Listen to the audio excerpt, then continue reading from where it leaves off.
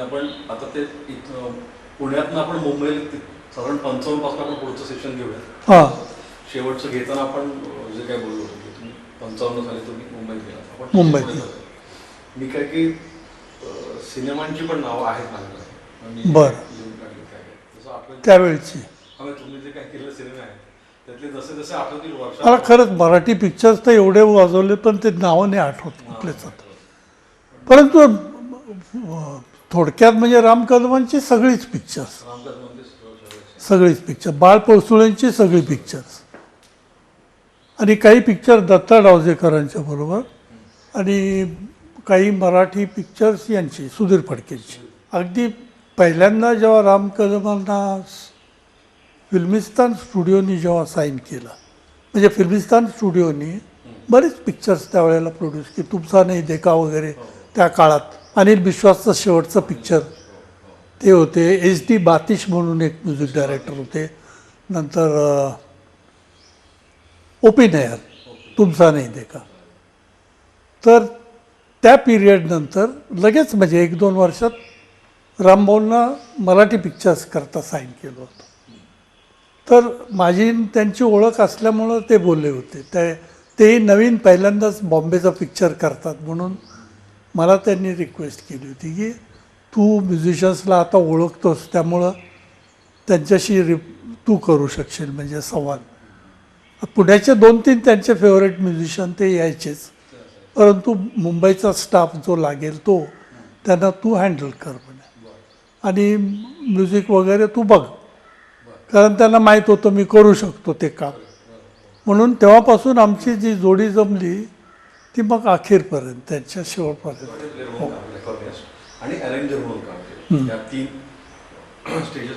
हो पण माझं मेजर काम as a soloist for HMV म्हणजे that was apart from film industry. तर तेही काम माझं तेवढ्याच जोरात चालू होतं. म्हणजे तुम्ही सुरुवातीला जेव्हा 1955 जेव्हा तुम्ही मुंबईत गेला, हो मुंबईत गेल्यानंतर तुम्ही असोसिएशनला जॉईन झाला. ॲज अ मेंबर व्हावंच लागलं मला, त्याशिवाय वाजवता आलं नसतं. तुम्ही मेंबर म्हणून पहिल्यांदा जॉईन झाला हो 55 साली तुम्ही हो मुंबईत गेला. मुंबईत गेलो तेव्हा काम करण्यासाठी म्हणूनच मुंबईत गेला. करेक्ट. पण मुंबईत गेल्यानंतर तुम्ही पहिल्यांदा आधी असोसिएशन जॉईन केली काम करायच्या आधी असोसिएशन नाही, सुरुवातीला मी मेंबर नव्हतो कारण ओळखच नाही कोणाची. मग तिथे गेल्यानंतर माझे खास म्हणजे जवळचे मित्र झाले ते नंतर. सुमंतराज म्हणून flutist, he was founder member of, हे काय त्यांच्या नावाचा अवॉर्ड आहे इथे सिनियर म्युझिशियन्स. तर ते फ्लूट प्लेअर होते बर्मन दादाकडे आणि त्यांची माझी दोस्ती जमली. त्यांनी मला घरी बोलवलं, ग्रँट रोडला राहायचे आणि तिथे बऱ्याच म्युझिशियन्सची ओळख झाली. आणि त्यांनी स्वतः रेकमेंड केलं मला दुसऱ्या म्युझिक डायरेक्टर्सला की यांना ट्राय करा, नवीन आलेले आहेत असं म्हणून. म्हणजे कामाला जशी सुरुवात झाली. He was one of the greatest helper. चांगला म्हणजे त्यांच्यामुळे तुम्ही मेंबर झाला. मग ते असोसिएशनमध्ये प्रेसिडेंट होते तेव्हा सुरुवातीला. ते पहिले 2-3 वर्षच झाले होते असोसिएशन फॉर्म होऊन आणि मी मेंबर केलं मग मला त्यांनी. मुंबईत तुम्ही आता ही तुमची जी ओळख झाली काही सिनेमा कामात, तो कोणता हिंदी सिनेमा होता की मराठी सिनेमा होता? तुम्ही सुरुवातीला हिंदीच काम केलं? हिंदी फिल्मचेच होते सगळे. मग तुम्ही ते कोणत्या सिनेमासाठी आणि काय पियानिस्ट म्हणून काम केलं? मी सांगितलं ना सोसायटी पिक्चर. कारण काय की society film HD Burman, music by HD Burman. हो कारण तुम्ही रजिस्टर जेव्हा झाला तिथे असोसिएशन मध्ये हो तेव्हा तुम्ही तिथे पियानिस्ट म्हणून रजिस्टर झाला. नाही, पियानो आणि अकॉर्डियन दोन्ही. कारण मी मुंबईला गेलो त्याच्या आधी अकॉर्डियन विकत घेतला, तो पुण्यातच विकत घेतला होता आणि अकॉर्डियन आहे म्हणून मी बॉम्बेला गेलो. ते मी ठरवलंच होतं, म्हणजे नुसतं पियानिस्ट गेलं तर मला सगळीकडे पियानो मिळणार नाही. मग ते असं काही झालं तुम्ही आधी पियानिस्ट म्हणून झालात आणि नंतर का एकाच वेळाला तुम्ही झाला? नाही, एकच रजिस्टर होताना मी दोन्ही इन्स्ट्रुमेंट म्हणून पियानिस्ट आणि पियानो अकॉर्डियन. मग तुम्ही त्यानंतर यांच्या सुमंतला आणि तुमची ओळख झाली म्हणजे त्यांच्यामुळे हो. तुम्हाला सिनेमाचं आता सुरुवातीचा काळ नॅचरली मी पहिल्यांदाच गेलो म्हणून अगदी सुरुवातीला माझा एक मित्र अमेरिकेला जाणार होता. He was in agriculture college पण he used to play guitar very well आणि म्हणून आमची ओळख झाली होती. तर आमच्या ऑर्केस्ट्रात ॲमेच्युअर ऑर्केस्ट्रात तो वाजवायचा नाही आणि तो अजून वाजवतो. अमेरिकेहून आल्यानंतर सुद्धा he is well settled in Bombay.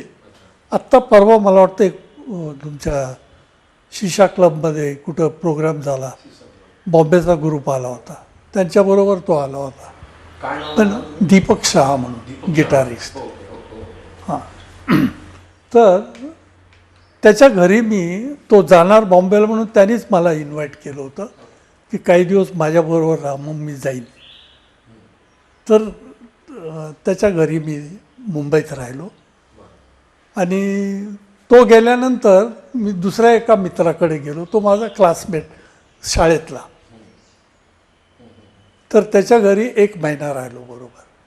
पण त्या दरम्यान माझी आणि माझ्या फादर्सची म्हणजे ज्यांनी मला पियानो शिकवला होता ते माझगावला होते त्यावेळेला सेंट पीटर स्कूलला. तर तिथे मी त्यांना भेटलो आणि मी सांगितलं असा असा माझा प्लॅन आहे तर माझी राहायची सोय करा तुम्ही.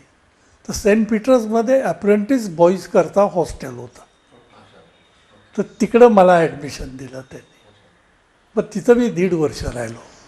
पण तुम्ही मुंबईत जाईपर्यंत तुम्हाला माहिती नव्हतं आपण कुठे राहणार कुठे राहणार ते काहीच माहीत म्हणजे नव्हतं. प्रॉपर आपण त्याला स्ट्रगल स्ट्रगल हो हा स्ट्रगलिंग पिरियडच होता. ठरवूनच आणि काही काम नाही काय नाही खिशात पैसे नाहीत असं म्हणजे तो पिरियड वर्स्ट होता.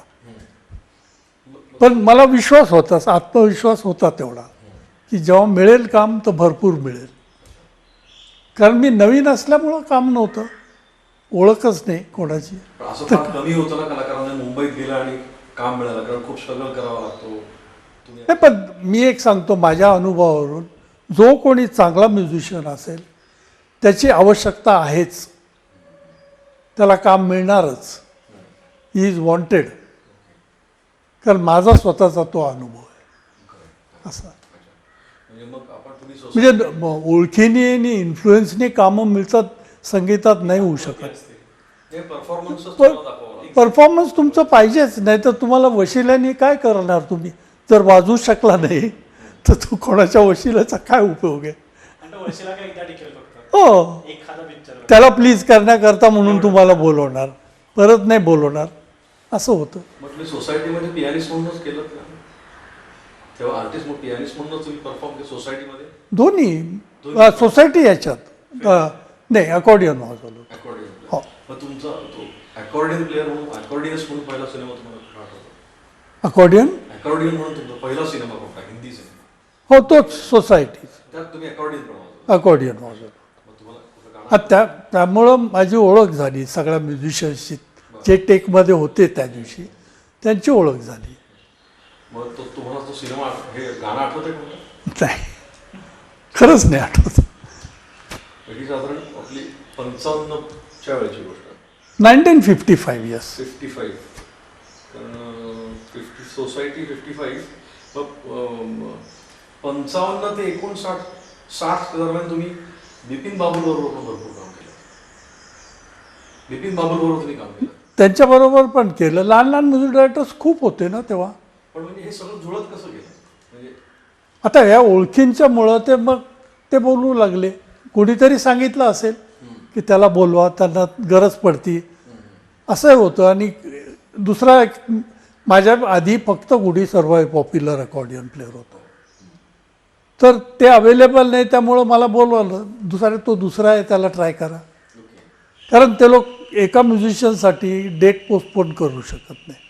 कारण स्टुडिओ बुकड असतो, म्युझिशियन्स बाकीचे बुकड असतात, लता मंगेशकर किंवा दुसरे गाणारे कोणी असतील ते बुकड असतात. तर त्यांच्यासाठी डेट नाही चेंज करू शकत. मग त्या म्युझिशियनला रिप्लेस करतात. कोण फ्लूट प्लेअर नाही अवेलेबल तर दुसरा फ्लूट प्लेअर बघा, असं होतं. तुमच्या स्ट्रगलिंग पिरियडमध्ये काही अनुभव असतील ना तुमचे की मी त्या काळात असा स्ट्रगल होता, म्हणजे आत्ताचा स्ट्रगल आणि त्या काळात तुमच्या काळातल्या स्ट्रगलमध्ये? आत्ताच्या काळात आणि त्या काळात एक तर ट्रान्सपोर्ट आणि सगळं काही इझी होतं, म्हणजे जे त्यावेळेस अफोर्डेबल होतं. म्हणजे थोड्याशा इन्कममध्ये माणूस ऐशारामात राहू शकत होता. म्हणजे आत्ताच्या पिरियडला जसं तुम्हाला एक कमीत कमी 10 ते 20,000 रुपये पाहिजे. महिना खर्चाला पाहिजेच असं झालेलं आहे. ते त्या काळात 200 ते 300 रुपयात भरपूर पुरायचे अगदी आहे. तर यू कॅन इमॅजिन की मी 5 वर्षात फ्लॅट घेऊ शकलो बॉम्बेला. हो. म्हणजे स्वस्ताई पण तेवढीच होती ना. आम्ही बँड्रावरनं HMB म्हणजे फिरोजशाह मेहता रोड, फोर्ट बॉम्बे, 3.5 रुपये टॅक्सी भाडं व्हायचं फक्त. आणि ते आम्ही 3 म्युझिशियन शेअर करणार, म्हणजे 1.25 रुपये असं काय ते. म्हणजे पैसे वाचवायचे पण आणि त्याच्यात हे व्हायचं. अगदी खरं सांगतो मी तुम्हाला. मी HMBच्या खाली ते इराण्यांचं रेस्टॉरंट किंवा पर्क्स हॉटेल फ्लोरा फाउंटन, अगदी 1.5 रुपयात अक्षरशः पिरामिड बिर्याणी मिळायची, भरपूर खायला. असं म्हणजे आपलं थाळी आपली इंडियन थाळी 14 आण्यात मिळायची. सो तुम्ही सकाळी तुमचं रुटीन काय असायचं दिवसभराचं, त्या काळातलं स्ट्रगलिंग पिरियडच्या काळातलं रुटीन काय असायचं? स्ट्रगलिंग पिरियडमध्ये म्हणजे कसं, आता ओपन एअर फ्रेंडली झाले तर ते मला बोलवायचे. कसे झाले friend? त्यांची ओळख मी सांगितली ना त्या फिल्म डिस्ट्रीब्युटरमुळे. ओके. पुण्यात ज्यांचं अकॉर्डियन मी वाजवायला शिकलो त्यांनी मला सांगितलं होतं मुंबईला येशील तर मी तुझी ओळख करून देतो म्हणून. तर मग बर्मंदाची वगैरे ओळख करून दिली त्यांनी. आणि ओपन एअरनी मला सांगितलं होतं की तुला जेव्हा वेळ असेल तेव्हा तू घरी येत जा, माझ्या घरी येऊन ब्रेकफास्ट कर म्हणे आणि मग कॉलेजला जात जा. म्हणजे इतकी फ्रेंडशिप झाली होती. मग ते म्हणायचे चल माझ्याबरोबर स्टुडिओत, आज तुला कॉलेज नसेल तर चल माझ्याबरोबर. मग ते त्याच्याबरोबर स्टुडिओत न्यायचे. मग स्टुडिओत दुसरे म्युझिशियन्स वगैरे त्यांचं काय काम असेल तिथे बसायचो. ते कसे डिस्कस करतात, चर्चा काय होते, असं म्हणून तो एक अनुभव आला. पण साधारण डेली रुटीन काय होतं तुमचं? नाही, डेली रुटीन सकाळी उठलं की कोणाला तरी व्हिजिटला जाणार. ओके.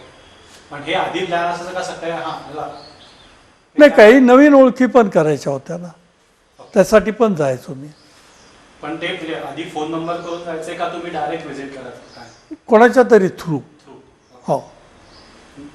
आता तुम्ही मुंबईत गेल्यानंतर सगळे हिंदी सिनेमे करायला लागले. हो. हिंदी सिनेमे जास्त होते सुरुवातीला काळात. हो. पुण्यात असताना मराठी सिनेमे केले तुम्ही. पण मुंबईत गेल्यानंतर तुम्ही हिंदी सिनेमा मराठी संगीतकारांबरोबर म्हणजे बाबूजींबरोबर केला. तेव्हा बहुतेक तुम्ही भाभी पाहिजे. काय ते? सुधीर फडकेंचा तुम्ही भाभी केला होता. मला नावं आठवत नाही खरंच पिक्चरची. लताबाईंचे ज्योती कलाशी शर्के गाणं होतं. म्हणजे हे अरेंजर होते, शामराव अरेंजर होते. शामराव अरेंजर. तो तुम्ही म्हणजे मराठी संगीतकाराबरोबर हिंदी सिनेमा केला, तो पहिला तुमचा सिनेमा. म्हणजे मराठी संगीतकारांनी हिंदी केलं. हां, तो तुमचा पहिला सिनेमा होता. मला वाटतं ते एकच आहेत कंपोजर ज्यांनी हिंदी केलं. तुम्ही ज्या मराठी रामभाऊला मिळणार होते हिंदी पिक्चर्स पण काही मिळाले नाहीत. त्यांनी फक्त सुधीर फडके एकमेवच नाव आहे. हो. त्यांनी हिंदी सिनेमा केला. पण मग तुम्ही पुण्यातही त्यांच्याबरोबर काम केलं, मुंबईतही काम केलं, मुंबईत मराठीसाठी. पण आपण जी गाणी ऐकतो त्यावेळेची गाणी हिंदी म्हणजे गाणी सगळीच चांगली फेमसच आहे. पण जी मराठी गाणी आपण ऐकतो त्याच लोकांची पण गायकांची, संगीतकारांची, गीतकारांची पण हिंदी गाणी ऐकतो. ती 2 गाणी आपल्याला वेगळ्या वाजवण्याची का वाटतात? वाटणारच. तिथं रिक्वायरमेंट तशी असते. तिथं महाराष्ट्रीयन टच चालत नाही त्या बॅकग्राऊंडला हिंदी पिक्चरच्या. त्यांचं कल्चरच निराळं दाखवल्यामुळे त्याची संगीताची हे सुद्धा त्याच्याशी मिळायला पाहिजे ना. मग हा जो कल्चरल टच तुम्ही म्हणताय, हा अरेंजर ठरवतो? नाही, कंपोजरनी ठरवायला पाहिजे ते. मला कसं ते घेऊन जायचं? कंपोजरनी ठरवायचं. म्हणजे आता थोडक्यात सांगायचं म्हणजे परवाच एक जण येऊन गेलं माझ्याकडे, अकबर शेख म्हणून. त्यांनी काही आधी जुनी पिक्चर्स पण केलेली आहेत. तर नवीन पिक्चर टॉम ऑल्टरचा केला होता. शूटिंग वगैरे सगळं झालेलं आहे. त्याची गाणी राहिली रेकॉर्ड करायची. त्यांनी गाणी शूट केली ती म्युझिक कंपोजरनी जी गाणी दिली होती त्याच्यावर म्हणजे डमी ह्याच्यावरती ट्रॅकवरती नुसतं. तर त्याला आता फायनल रेकॉर्डिंग आत्ता करायचं आहे. तर त्यांनी मला सांगितलं तुम्ही अरेंज कराल का म्हणून. आणि ते आत्ताच सांगितलं त्याने की याचं बॅकग्राऊंड जे आहे म्हणजे कल्चर सबंध पखीजा टाईपचं आहे म्हणजे ती गाणी सगळी तो टच आला पाहिजे त्याच्यावर. तर तसं ते डायरेक्टरने आधी सांगायला पाहिजे. मग कंपोजरला तसं करावंच लागतं मग हे त्या बॅकग्राऊंडचं हे घेऊन. पण म्हणजे हा वेस्टर्न इन्स्ट्रुमेंटचा इम्पॅक्ट नसून हा संगीतकारांनी ठरवायचं कसं गाणं ऐकायचं. संगीतकाराने मूळ ठरवून तर तो मेन कंपोजर तो आहे ना. तो गाणे ठरवणार त्याला डेकोरेट करणार अरेंजर. आणि अरेंजर डेकोरेट अशा रीतीनेच करतो की जे त्याला क्लॅश नाही होणार उलट त्याला उठाव येईल असं अरेंज. कारण तुम्ही राजकमल बरोबर पण काम केलं.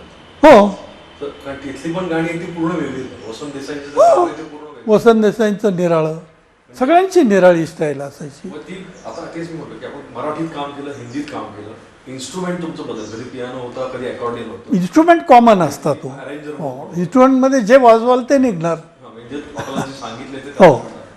पण ह्या दोन्ही तिन्ही गोष्टीमध्ये पण अरेंजरला प्रत्येक वेळेला आपलं एक काम वेगळं. अरेंजरला बाहेरचं नॉलेज पाहिजेच.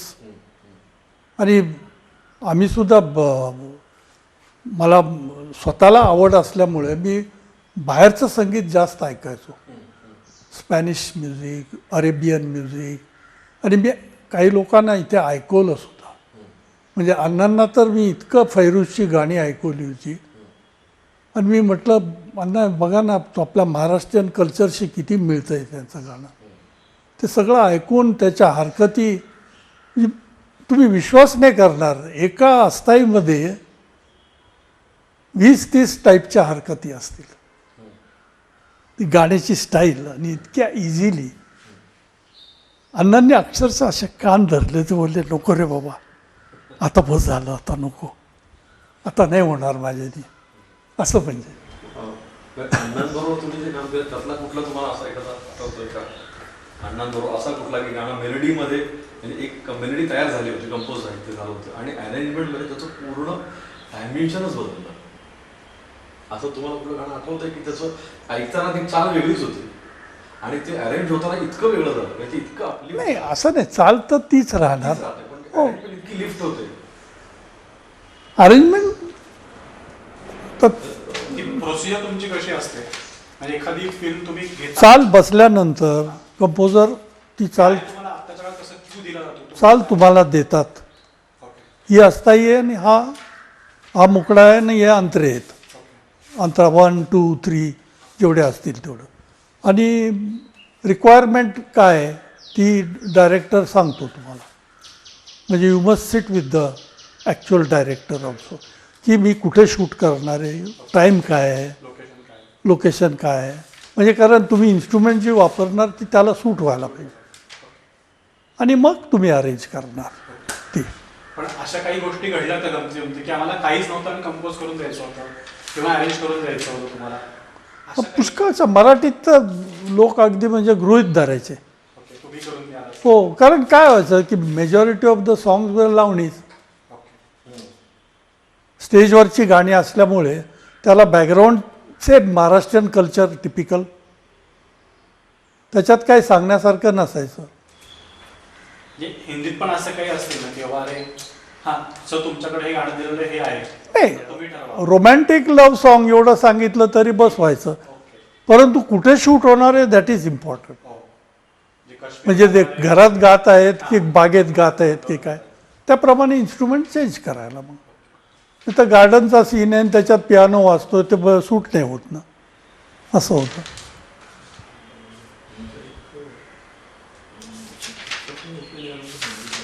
आणि तुमच्या अण्णांची कशी ओळख झाली होती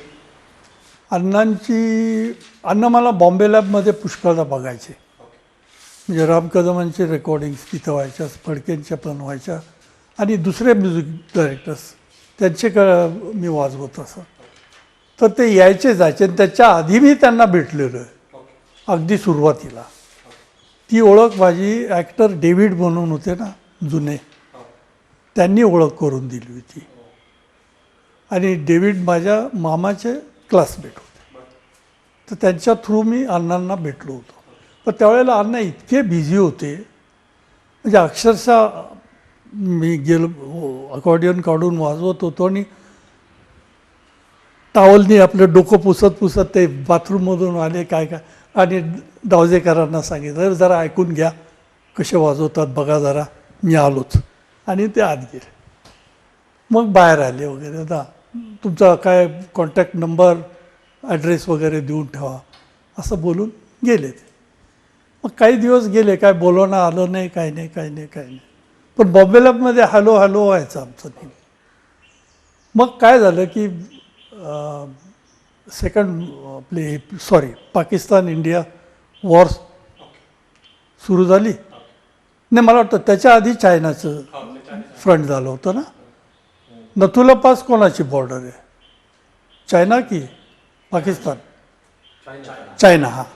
तर त्या जवानांना एंटरटेन करण्याकरता डिफेन्सनी श्रीरामचंद्रना इन्व्हाइट केलं होतं. तर त्यांच्याबरोबर जायला म्हणून मला रिक्वेस्ट केली की तू येतोस का म्हणून. कारण त्यांना माहिती आहे मी स्टेजवर किशोर कुमार वगैरे यांच्याबरोबर असतोच नेहमी. तर मी बोललो येईन, मी कुशीने येईन. मग गेलो त्यांच्याबरोबर. आणि गेल्यानंतर आमची जी मैत्री झाली की ती शेवटपर्यंत राहिली. मग त्यांनी मला सोडलं नाही. तुमचा आत्ता एक उल्लेख आला किशोर कुमाराचा, ती कशी काय ओळख झाली, ती काय म्हणजे आता जर तुम्ही डेव्हिडचा रेफरन्स देऊन इकडे रेफरन्स दिला तसं काय आहे ती ओळख, कशी काय?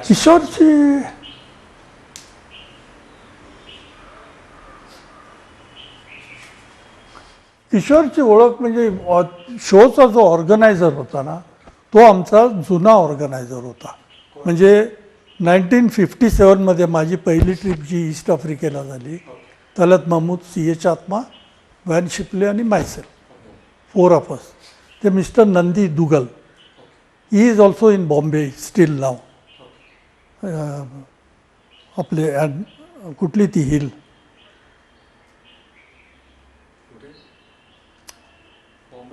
Pali hill, no not Pali hill, अलीकडची जिथे माउंट मेरीची हे होती. अरे बँड्राची लेफ्टची हिल मोठी, वर रस्ता जातो. मेहबूब स्टुडिओ नंतर वर जातो नाही का रस्ता, नाही माहिती. ते माउंट मेरीज म्हणतात त्याला, माउंट मेरी. तिथे राहतात ते दुगल. तर त्यांनी ऑर्गनाईज केला होता वेस्ट इंडिजचा शो, म्हणजे किशोर कुमार बरोबर. आणि हेलन पण होती डान्सर त्यावेळेला. तर त्या शोमुळे आमची ओळख झाली जास्त. असं टेकमध्ये आम्ही होतो पण पर्सनली ओळख नव्हती. टेकमध्ये एकमेकाला हॅलो करणार तेवढंच. पण तिथे सुद्धा वेस्ट इंडिजला तुमच्यावर हेलन, वेस्ट इंडिजला चांगलीच दोस्ती जमली मग आमची. तुमचे बाहेरचे दौरे साधारण तो सुरुवातीचा काळ किती माझे 14 दौरे याचे झालेत आर्टिस्ट बरोबरचे. आणि privately I went 4-5 times with my family. तुमचा पहिला दौरा लताबाईंबरोबर होता? नाही, तलत बरोबर. त्याला तुम्ही होता? तलत C.H. आत्मा, लता बरोबर लंडनला होतो ना, रॉयल अल्बर्टला. तो पहिला दौरा झाला. मग तो दौरा कसा तुम्ही लताबाईंबरोबर अधिकार तुम्ही काम केलं होतं का? लताबरोबर म्हणजे टेकमध्ये नेहमीच भेट व्हायची, रेकॉर्डिंग पुरता. शोला नव्हतं गेलो. ते दुसरं कारण काय झालं, तो हा नाही जाऊ शकला. कोण? दोघं अरेंजर होते ना, अरुण अनिल अरुण. तो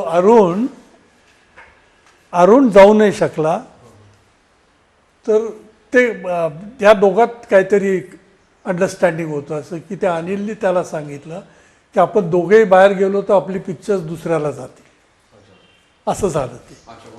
म्हणून एक जण तरी इथे असावा म्हणून त्यांनी अरुणला इथं ठेवलं. मग त्यांना अकॉर्डियन प्लेअर पाहिजेच होता. तर त्यांनी मला रिक्वेस्ट केली. मग असं झालं ते. तुमची त्या काळात देवेंद्र वर्माची पण भेट झाली? देवेंद्र वर्माची कॉलेजपासून. पुण्यापासूनच होती का? पुण्यापासून. ते तुम्ही एकाच कॉलेजला? आम्ही एकाच कॉलेजमध्ये. या ॲक्च्युली मी स्टेजवर परफॉर्म केलं त्यावेळेपासून. पण त्यावेळेला दोघांना माहिती होतं की आपल्याला पुढे जाऊन फिल्म इंडस्ट्रीत काम करायचं. मी पहिला गेलो आणि माझ्या मागे तो आला 1 वर्षांनी. पण त्यांना काम करायचं, सिनेमातच काम करायचं. त्याला करायचं होतं, त्यांनी पण ठरवलं होतं. नाही, असं ठरवलं होतं की कधी काय पुढे जाऊन एकत्र आलो होतो म्हणजे जसं नाही, एकमेकाला मदत करणारच मग ओळख असल्यामुळे असं झालं ना. जसं आपण म्हणतो की आधी देवानंद गुरु तर आधी म्हणले होते की आपण काही केलं तर एकत्र काम करू, असं कधी काही नाही, एकत्र असं नाही, पण तू असा प्रसंग आला. शोज केले आम्ही, शोज भरपूर केले एकत्र. म्हणजे मुंबईत असताना सुद्धा आम्ही मग फॉरेनला पण गेलो ना. मी देवेनला घेऊन गेलो होतो 2दा-3दा माझ्याबरोबर. पण तुम्ही अरेंजर म्हणून पहिल्यांदा काम केलं 63 मध्ये, म्हणजे 63 हिंदी फिल्मचं. ती कोण नाही, हिंदी नाही, ते मराठी फिल्म. 63 मध्ये ती कोणता सिनेमा होता मराठी? रामभाऊ. मुंबईतच केला की पुण्यात केला? 63 साली जो सिनेमा केला मला वाटतं पळसुळ्यांचं एक पिक्चरचं ते मुंबईत केलं, पण त्याच्या आधी रामभाऊंचे पुण्यात केले होते मी. पळसुल्यांचा सिनेमा तुम्ही आधी केलात का? म्हणजे पहिल्यांदा तुम्ही अरेंजर म्हणून हिंदी जो सिनेमा केला हिंदी हां हिंदी अरेंज पहिला जो केला तो यांचाच बिपिन बाबूचा. तोच केला तोच केला. तो सिनेमा तुम्हाला that was in 63. That I remember. फिल्मचं नाव काय आठवतं का? नाही हो, नाव नाही. 63 बिपिन बाबुल दोघं जण चांगले होते बिचारे. मला वाटतं बिपिन आहे अजून. ही स्टील लिव्हिंग आय थिंक. ह्याच्याजवळ आपला देवेंचा फ्लॅट होता ना, पण ते कल्याणी नगर ना ते. असतात पुण्यात. मला वाटतं ही सेटल इन पुन्हा. ओके. पण मी भेटलो नाही बरेच दिवस, म्हणजे गेलो नाही त्या बाजूला. पण मी ऐकलं होतं तिथे फ्लॅट घेतलेला आहे म्हणून. अच्छा. बिपिनचं मला आठवतं का, बिपिन बाबूलचं पहिलं फिल्म हिंदी पिक्चरचं अरेंज केलेलं. अच्छा. That was 63 because my daughter was born the same year. पण तुम्ही त्याच्या आधी काम नव्हतं केलं का त्यांच्याबरोबर? ॲज अ म्युझिशियन केलं होतं. कारण त्यांचे त्यांचे फिल्म आधी पण झालेले आहेत ना. अच्छा. हो, पण म्हणजे आपल्याला नाव नाही सांगता येणार. मला नाव खरंच आठवत नाहीत. कारण श्रीरामचंद्रचे पिक्चरची पण नाही आठवत. तर कारण बिपिन बाबुल आधी बरेच 10 या 12 सिनेमे त्यांचे आधी ऑलरेडी झालेले होते. हो, असतील ना. नावं आपल्याला आठवत नाही. अच्छा, ठीक आहे. पण मग आता हे झालं 63 पर्यंत आपण जे काय म्हणत होतो. आणि तुम्ही शंकर जयकिशन बरोबर पहिल्यांदा काम केलं. लव्ह इन टोकियो फार बरेच वर्षानंतर. खूप पुढे म्हणजे 66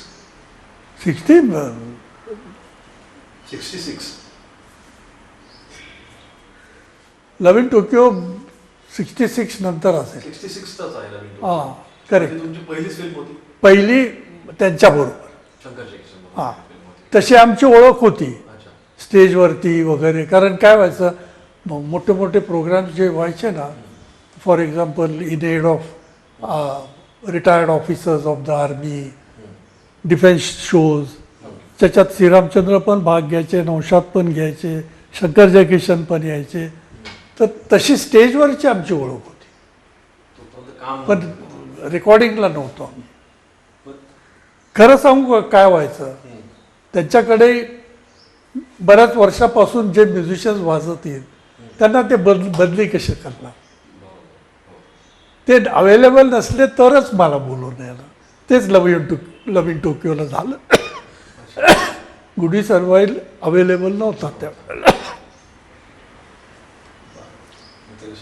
66 सालचे म्हणजे तुम्ही शंकर जयकिशन ग्रुप जॉईन केला तो लव्ह इन टोकियो होता. Love in Tokyo. त्यानंतर आमची चांगली ओळख झाली तशी, परंतु मी काम कमी केलं त्यांच्याबरोबर, कारण मला दुसरी कामं भरपूर होती. बरं. त्यांच्याकडे कसं परमनंट म्युझिशियन्स तेच पाहिजेत. आणि पियानिस्ट पण इतक्या वर्षापासून त्यांच्याकडे जे वाजवत आहेत त्यांना ते कसे बंद करणार, नाही का. तर माईक मचाडो, रॉबर्ट हे लोक ते आधीपासून वाजवत होते त्याच्याकडे. So it was difficult that way. तुम्ही मागे आपण एकदा बोललो होतो तेव्हा तुम्ही एक याचा एक किस्सा सांगितला होता की कानूनमध्ये तुम्ही सलील चौधरींबरोबर काम केलं होतं, तर त्यावेळेला तुम्ही फर्स्ट टाइम असं काम केलं की तुमच्याकडे लिरिक्स नव्हते. पहिल्यांदा विदाऊट लिरिक्स काम केलं तुम्ही, ट्यून केली होती सलीलदांनी आणि लिरिक्स नव्हते, फर्स्ट टाइम असं काम केलं. असं का?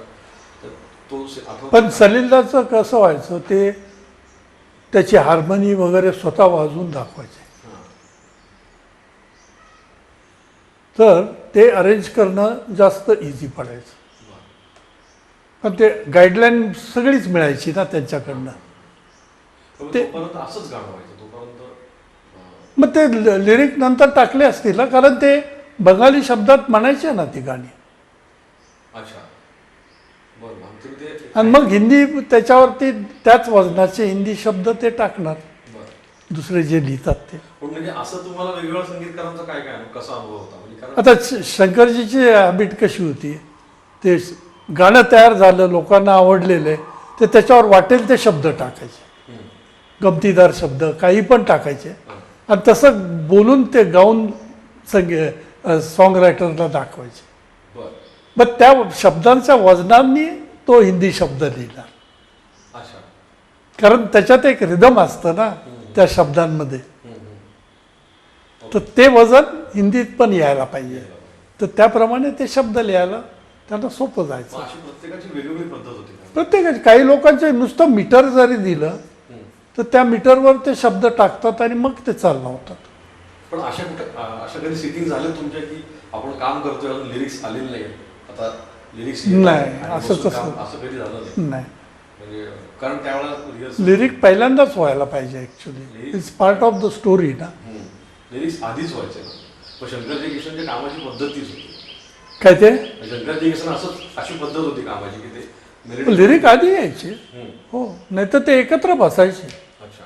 हो, आणि मग श्रीरामचंद्रांबरोबर पण तुम्ही काम केलं, त्यांचा अनुभव कसा होता? त्यांचे पण लिरिक आधी तयार असायचं अगदी.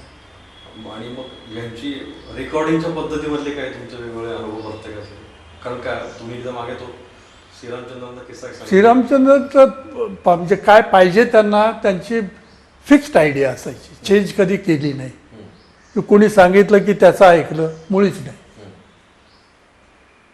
On the spot suggestions not welcome. अच्छा. ते स्पष्ट सांगायचे ते की तुम्हाला जे काय सजेस्ट करायचं, माझी रिहर्सल घरी चालू असते, कंपोजिशन चालू असताना सांगायचं, हम्म. इथं आल्यानंतर काही नाही असं. शंकरजी किशन म्हणा किंवा वसंत देसाई याच पद्धतीने काम करायचे का नाही. नवीन काही आलं त्यावेळेला? नाही, पण बहुतेकांचं फिक्स्ड असायचं, हम्म. बहुतेकांचं फिक्स्ड असायचं. परंतु कोणी सांगितलं तर ते कधी कधी ऐकायचे, बरं ठीक आहे असं करून बघ, हम्म. असं ते ॲक्सेप्ट करायचे. अच्छा. तसं श्रीरामचंद्र नव्हते. He was confirmed about his what he wants. मग आता ह्या संगीतकारांचे तुम्ही दौरे पण बाहेर बरेच केले, तर त्याच्यामध्ये तुमचं श्रीरामचंद्रांबरोबर पण बरेच दौरे तुम्ही केले. नाही, मीच त्यांना घेऊन गेलो होतो एकदा. अच्छा. माझी ईस्ट आफ्रिकेत चांगली ओळख झाली होती, कारण बरं बरं. मी त्यांना ईस्ट आफ्रिकेचा दौरा केला होता त्यांच्याबरोबर. मग तुम्ही भुलायन मध्ये कार्यक्रम करायचा होता. बुलायला म्हणे ते इंडियात झाले सगळे कार्यक्रम.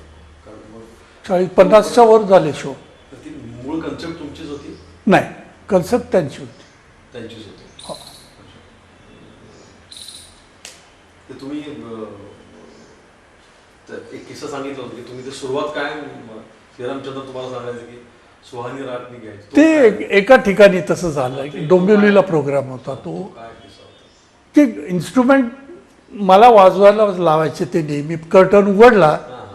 की पटकन गाणं कसं म्हणणार, काहीतरी म्युझिक पाहिजे की लोक सेटल होतात. हो. तर मी 1-2 गाणी वाजवायचो. हम्म. तर ती अण्णांचीच वाजवायचो बहुतेक, हम्म. म्हणजे जे गाणार नाहीत अशी गाणी तिथे वाजवायचो.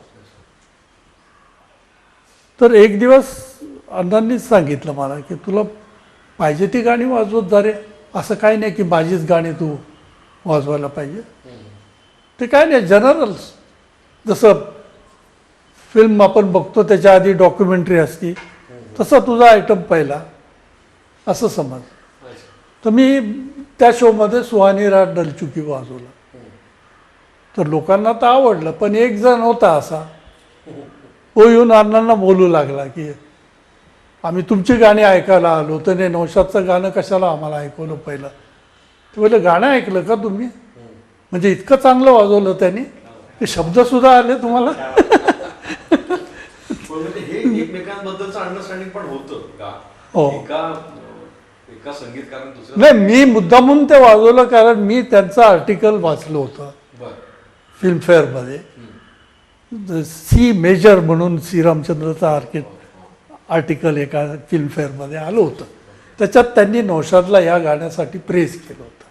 म्हणजे इतकं म्हटले की या थॉटला आणि या शब्दांना याच्यापेक्षा जास्त चांगलं कोणीच कंपोज करणार नाही.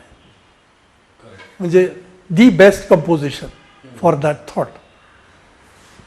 ह्या गाण्याबाबतीत आपण अजून एक किस्सा मागे बोललो होतो की अरेंजरला कुठल्या गोष्टीचं भान ठेवावं लागतं की व्हिज्युअली काय दिसणार या गाण्याबद्दल आपण बोललो होतो.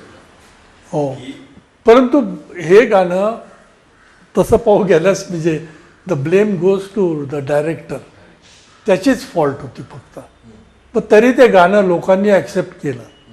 म्हणजे मी तर म्हणेल की गाणं इतकं चांगलं होतं की ते काय बघतोय आपण त्याच्याकडं लोकांचं लक्षच नसतं, ते गाणं ऐकायचे.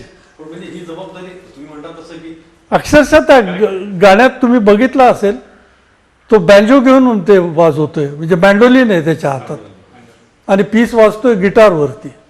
त्या डायरेक्टरला तेवढा डिफरन्स माहीत नव्हता, त्याच्या हातात गिटार द्यायला काय झालं होतं.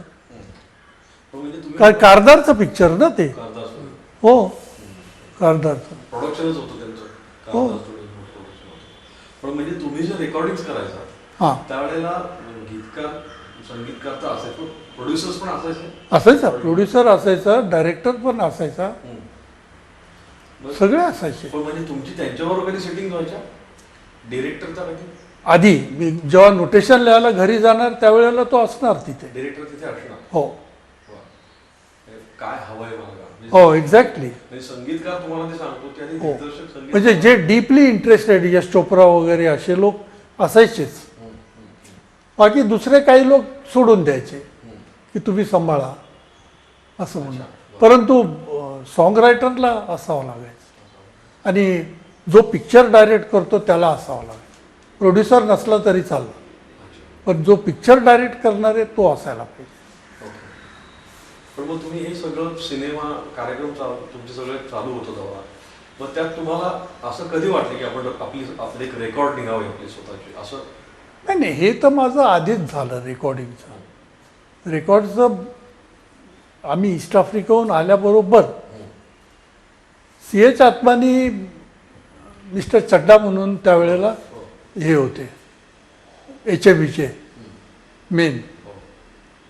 तर चड्डांना त्यांनी सांगितलं की आम्ही तिघेजण तर होतोच, पण आमच्या इतकाच हा पॉप्युलर झाला, याच्या रेकॉर्ड्स काढा तुम्ही आता, असं म्हणून चड्डाला सांगितलं. म्हणून मग चड्डांनी मला बोलवलं. मग ती रेकॉर्ड तुम्हाला आठवते कोणती होती? हे काय HD बर्मनचं 16 साल फिल्म है अपना दिल तो आवारा. आणि ती रेकॉर्ड इतकी हिट झाली की त्यांच्या एक्सपेक्टेशनपेक्षा जास्त सेल झाला त्याचा. अर्थात 3.5 रुपयाची रेकॉर्ड ती सिंगल यायची ती रेकॉर्ड. तुम्ही असंच एक तर ते HMVचं माझं पॉप्युलॅरिटी ग्रॅज्युअली वाढत गेली आणि माझी ओळख अमीन सयानीशी झाली. अच्छा वा. त्यानंतर तर अमीन सयानीकडं त्या रेकॉर्ड दिल्याबरोबर तिसऱ्या दिवशी रेडिओ सिलोनवरनं वाजवू लागल्या पॉप्युलॅरिटी. आणि इन्स्ट्रुमेंटल याच्यात माझी वाजणारच. अच्छा. तर सकाळी 7 वाजता लोक ऐकायचे आणि मग कामावर जायचे. पण त्याच्या आधी इन्स्ट्रुमेंटल रेकॉर्डचा ट्रेंड होता? माझ्या आधी होता ना, व्हॅन शिपलेच्या रेकॉर्ड्स होत्या, मास्टर इब्राहिमच्या होत्या, हजारा सिंगच्या होत्या. पण म्हणजे सिनेमाच्या रेकॉर्ड ज्या सिनेमाच्याच निघायच्या तेवढ्याच निघायच्या, त्याच्यात फिल्मी गाणीच असायची पण इन्स्ट्रुमेंटवर. अच्छा. म्हणजे आधीपासूनच तो ट्रेंड होता. तो ट्रेंड होता. ट्रेंड पण त्यानंतर तुम्ही बऱ्याच रेकॉर्ड केले. बरेच रेकॉर्ड केले आणि त्या जास्त सेल झाल्या कारण आम्ही शोज करायचो. तर गावोगावी लोकांना आम्ही पर्सनली त्यांनी ऐकल्यामुळे त्या रेकॉर्ड्स ठेवायला त्यांना आवडायचं. मग पण मग ह्या सिनेमाची गाणी करताना तुम्ही काही गाणी आपण एकदा मागे बोललो होतो की नवीन पद्धतीच गाणी आपण नवीन पद्धतीने तुम्ही काही मांडलीत गाणी रेकॉर्ड्समध्ये काही गाणी मांडली तर ती कल्पना कधी सुचली की ती कल्पना नंतर जेव्हा आपल्या हातात ऑडियन्स आला सगळा तर त्यानंतर ती कल्पना आली की काहीतरी अजून नवीन पद्धतीने दिलं तर लोकांना ॲप्रिशिएट होईल ते आणि तो अनुभव आला म्हणजे वेस्ट इंडिजला असताना हो, हो.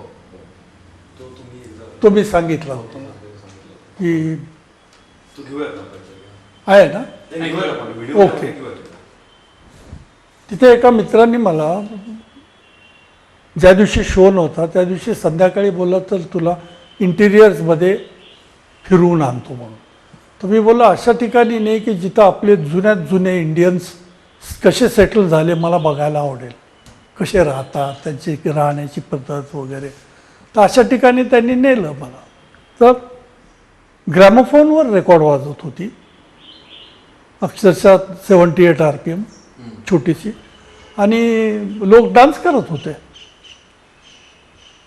जे काय ते घरात जमले असतील ते इंडियन म्युझिकवर आणि इंडियन म्युझिक चालू हिंदी गाण्यांवर हो पण आश्चर्य वाटलं हे की रेकॉर्ड जी वाजत होती ती होती मोहे भूल गए सावरिया एकदम शांत गाणं आता हे ट्रॅजिक सॉन्गवरनं त्यांना नाचायची स्फूर्ती झाली का तर त्यातला एक ठेका मिळाला दुसरं काही नाही लँग्वेज समजत नव्हती they were far away from Indian culture actually परंतु त्यांना एक डान्स करायची हे झाली आणि तेव्हा माझ्या डोक्यात विचार आला की यांना यांच्या स्टाईलचं आपलं म्युझिक का नाही द्यावं तर वेस्ट इंडिजमध्ये कलिप्सोज वगैरे हे जास्त पॉप्युलर म्हणून मी ते कलिप्सो फॉर्ममध्ये लॅटिन अमेरिकन रिदम्स घेऊन इंडियन गाण्याचं व्हर्जन त्याच्यात दिलं कलिस्पो फॉर्म तुम्ही म्हणालात मला. त्याला डान्स टाईमच नाव दिलं होतं त्या रेकॉर्डला नंतर ते विंटेज वाईन वगैरे बराच विंटेज वाईन वगैरे त्याच्या आधी आले बराच रेकॉर्ड झाला भरपूर रेकॉर्ड झाला हो एक महत्त्वाचा विषय आपल्याला याच्यात राहिला जो म्हणजे तुम्ही ज्यांच्यावर खूप काम केलं श्रीरामचंद्र होतेच पण तुमचं खय्याम साहेबांबरोबर कभी कभी हा हो.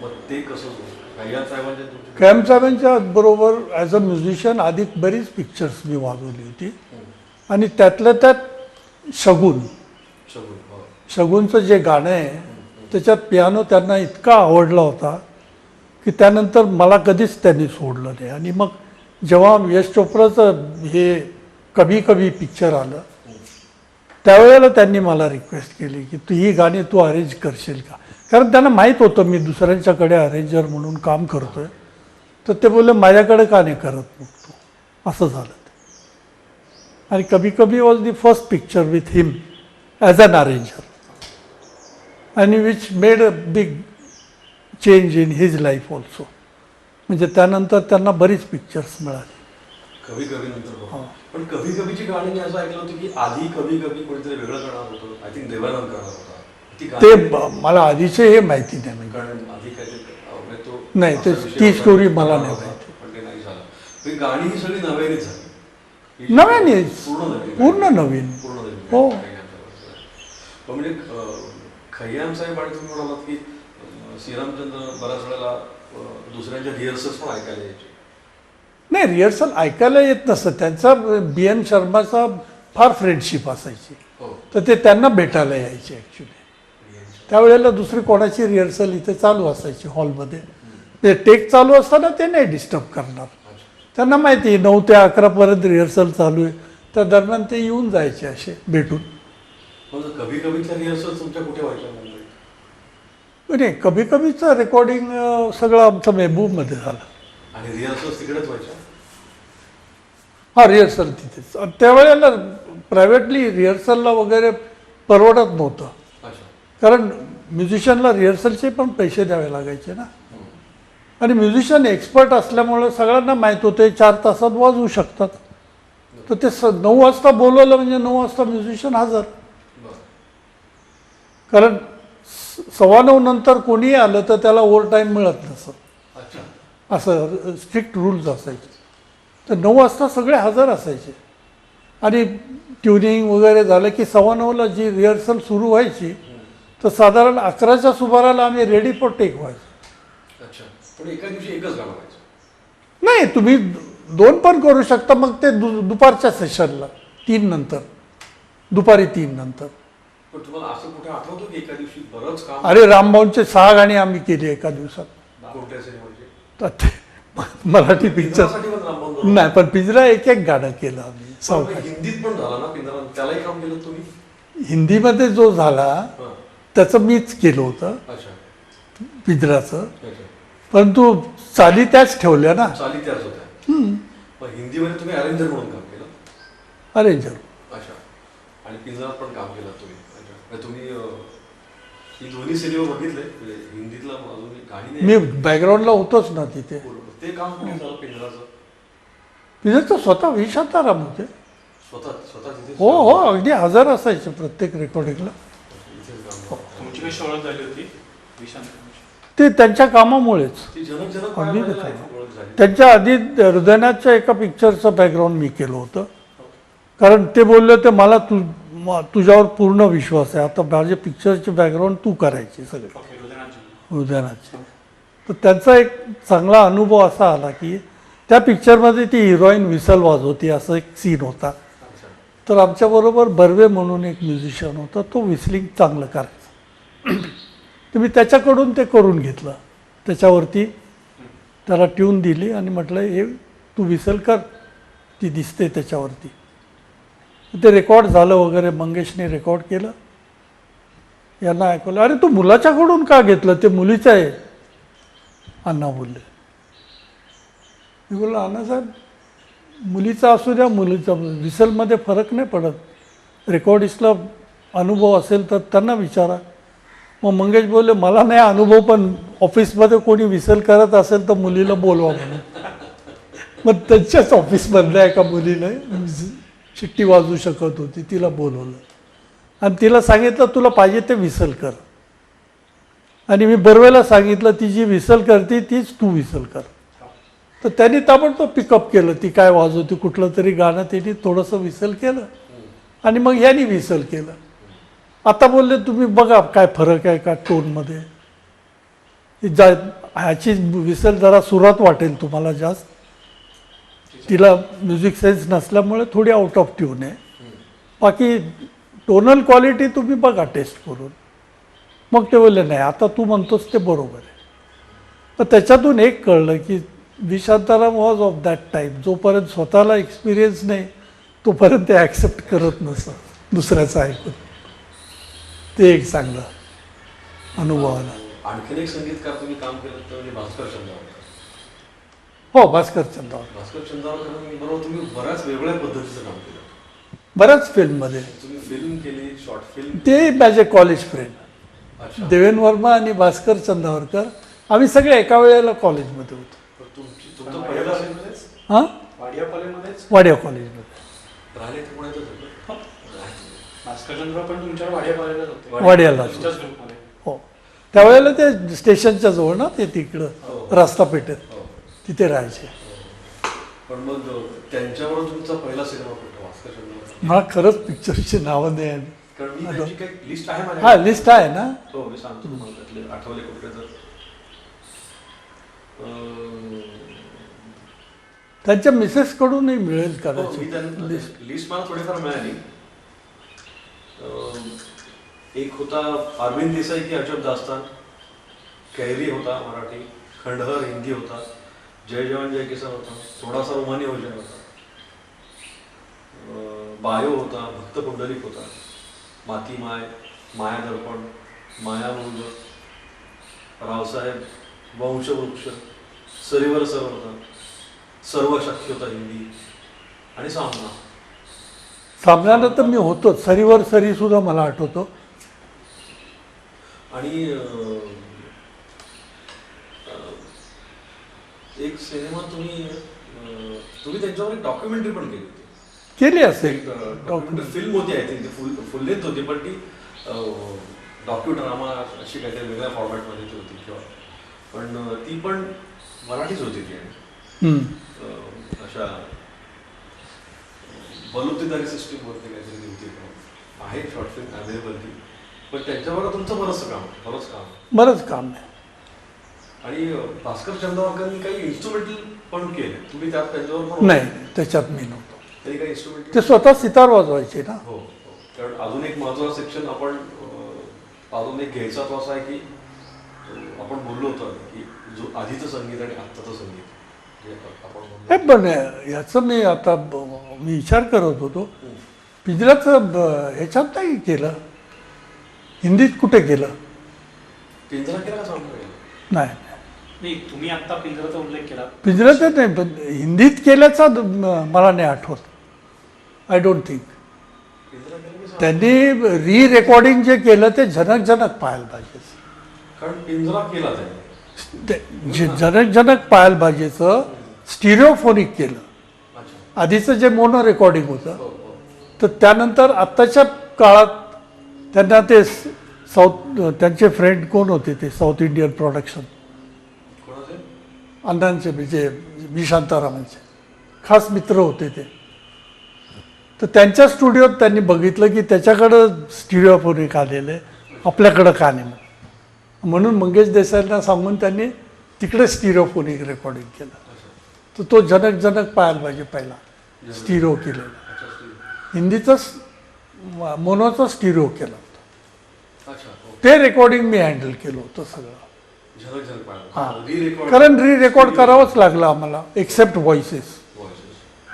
पण म्हणजे आता ती टेक्नॉलॉजीच आहे म्हणा ती, हम्म. पण अशी खूप आहेत जुनी गाणी की जी काही काही झाली, बऱ्याच लोकांनी प्रयत्न केला, पण आपण मागे बोललो होतो की त्या गाण्यांचा जो जो आत्मा आहे जुना तो राहिला नाही त्याच्यामध्ये. पण तो ठेवायला पाहिजे होता. तो राहत नाही, कारण खूप रिदम काय काय आपलं बेस नाही, पण तसं व्हायला नको ना. बेस ऐकू येतो फार. आमच्या जनक जनक पाहायला पाहिजे अजिबात झालेलं नाही तसं. कारण नंतर नौशाद चिंतक सिनेमा आता ह्याचं पण झालं, हो, कोणीतरी केलं ना ते. त्याचा तो उत्तमनी केलं का ते? हो, हम्म. त्याच्यामध्ये हे आपल्याला जाणवतं की ती तो जो जुनी गाण्याचा जो आत्मा तो राहत नाही. गाणी आपली पाठ आहेत ती, पण म्हणजे हे सगळं हे अरेंजर्स बघतो. अरे आपण जेव्हा ते स्टुडिओ करतो तेव्हा Correct. अरेंजर्सच काम आहे सगळं. कारण अरेंजर त्याला वाटेल तेवढं ब्राईट करू शकेल, पण त्याचा ओरिजिनल मूड राहिलेला पाहिजे ना. गाण्याचा जो मूड आहे तोच मेंटेन केला पाहिजे आपण. नाही तर ते पॅच वाटतो, तो गाण्याला मॅच नाही झाला हम्म. तर हे असं वाटतं हे कशाला असं, म्हणजे स्टुडिओ जेव्हा ऐकतो ना, मजा तेव्हा नाही. त्याची प्रायोरिटीज बदलल्या तर मग त्याची मजा जाते. मजा जाते. हो, असं कुठलं तुम्हाला गाणं आठवत आहे की अरेंजमेंटमुळे त्याची बऱ्याच गोष्टी बदलत गेल्या, की तुम्ही दिलेल्या अरेंजमेंटमुळे अरे हे गाणं असं होतं आणि ते ड्रॅमॅटिकली असं एकदम चेंज झालं, किंवा संगीतकारांकडनं कुठल्या असं रिॲक्शन झालं की अरे मी हे मध्ये इमॅजिनच केलं नव्हतं अरेंजमेंटमध्ये काही. असं कोणाकडे काही अनुभव आहेत का की एकदम असं अचानक अरे, जसं तुम्ही आत्ता शिट्टीचा उल्लेख केला की मी तो शिट्टीचा बरोबरकडनं वापर करून घेतला, त्याचा इम्पॅक्ट वेगळाच पडला. हम्म.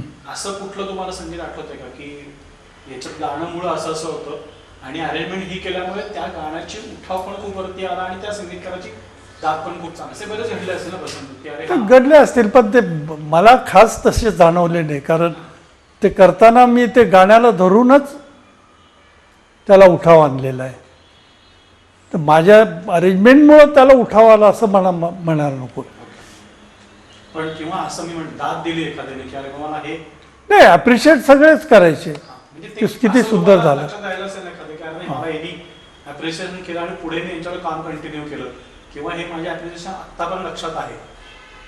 अरेंजमेंटपेक्षा मी दुसरा इन्सिडेंट जो खयामचा सांगितला तो यावा पुस्तकात. म्हणजे मला ते पहिले आणि त्या टाईपचे ते एकच कंपोजर आठवतात, म्हणजे माहिती आहे. आपण घेतलं तो किस्सा पाहिजेच.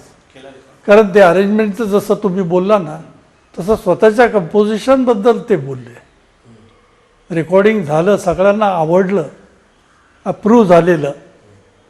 घरी जाऊन त्यांचं मन बदलतं आणि ते मला फोन करतात ताबडतोब रात्रीच की काम तो ठीक हुआ लेकिन हम दोबारा टेक करेंगे उसका, आपको आना पड़ेगा, मैं थोड़ा चेंज कर रहा हूँ गाना.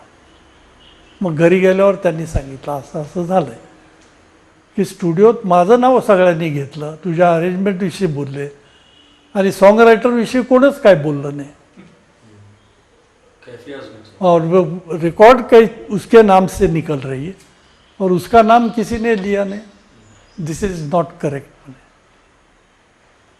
म्हणजे तर त्यांना इम्पॉर्टन्स पाहिजे म्हणून मी चाल बदलतो आता. म्हणजे सुरुवातीला जसं तुम्ही आता म्हणाला की त्यांनी ते इम्पॉर्टन्स दिलं नाही त्याला आता लिरिसिस्टचं नाव इम्पॉर्टन्स नव्हतं म्हणून त्यांना असं वाटलं की ते असायला पाहिजे किंवा थोडं सेकंडरी वाटतंय का असं म्हणून त्यांना स्वतःचाच विचार म्हणून त्यांनी ते रिरेकॉर्ड केलं. हो, पूर्वीच्या काळी पद्धत अशी नव्हती की त्यावेळेला पण पूर्वीच्या लेखकांची नावं पण लिहिली जात नव्हती. जसं तुम्ही म्हणाल उदय कंपोजरची सुद्धा नव्हती आणि आता सुद्धा नसतात. पण म्हणजे तुमच्या दृष्टीने अरेंजरचं नाव येण्यात क्रेडिट तुम्ही कोणाला द्या? पहिलं क्रेडिट मी श्रीरामचंद्रन बरं. माझ्या नॉलेजप्रमाणे, कारण त्यांच्या फिल्ममध्ये पहिल्यांदाच मी अरेंजर किंवा असिस्टंट म्हणून चिक चॉकलेटचं नाव आलेलं बघितलं. ओके. इवन शहनाई वगैरे जुनी पिक्चर्स ओके. त्यांनी दिलेले होते नाव. तोपर्यंत आपल्याकडे पंकज मलिक पंकज मलिक नाही, ते त्यांनी दिले होते. पण आपल्या इथे पद्धत नव्हती. आपल्या इथं नव्हती पद्धत. मग पंकज मलिक असताना सगळ्यांचीच नाव आहे. मग अनिल विश्वासनी द्यायला सुरुवात केली होती. अनिल विश्वासच्या काही पिक्चर्समध्ये आहे त्यांच्या असिस्टंटची नावं. नंतर त्यांची आली ना, मग शंकर जयकिशन तर पहिल्यापासून देत आले. म्हणजे तुम्ही वैयक्तिक क्रेडिट श्रीरामचंद्रांना क्रेडिट द्याल की त्यांनी सुरुवात केली म्हणजे द्यायला. इम्पॉर्टन्स द्यायला. श्रीरामचंद्र तुम्ही आणि भगवान दादांचे सिनेमे पण तुम्ही केला तर आय थिंक तुम्ही अलवेला केला. अलवेला ना मी पुण्यातच होतो. तुम्ही त्यांच्यावर तुमचा श्रीरामचंद्र सिनेमा तुम्ही पण आणखीन एक तुम्ही सांगितलं होतं की कुठलं तरी गाणं आहे की त्याच्यामध्ये ओपेनर म्हणाल की नाही मला हवं आहे अकॉर्डियन, सुरुवात काही ना काहीतरी मला पाहिजे पण पाहिजे. हो, ते शमशाद बेगमचं गाणं. ते त्यांना हट्ट होता तो. काय ते पिक्चरचं नाव?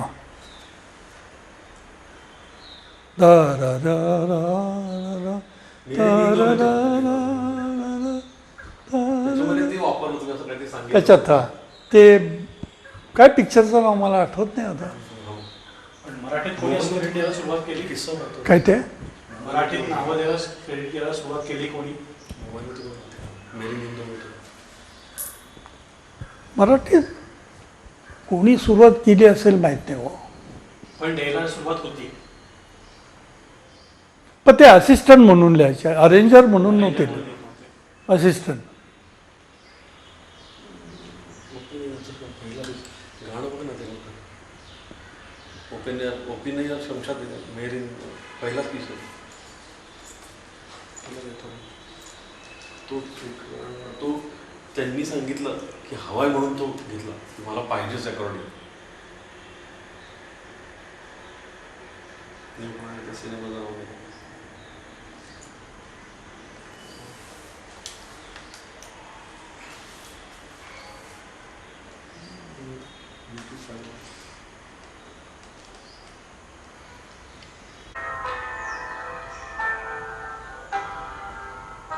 नो. किशोर कुमार त्याची सुरुवातच अकॉर्डियनची.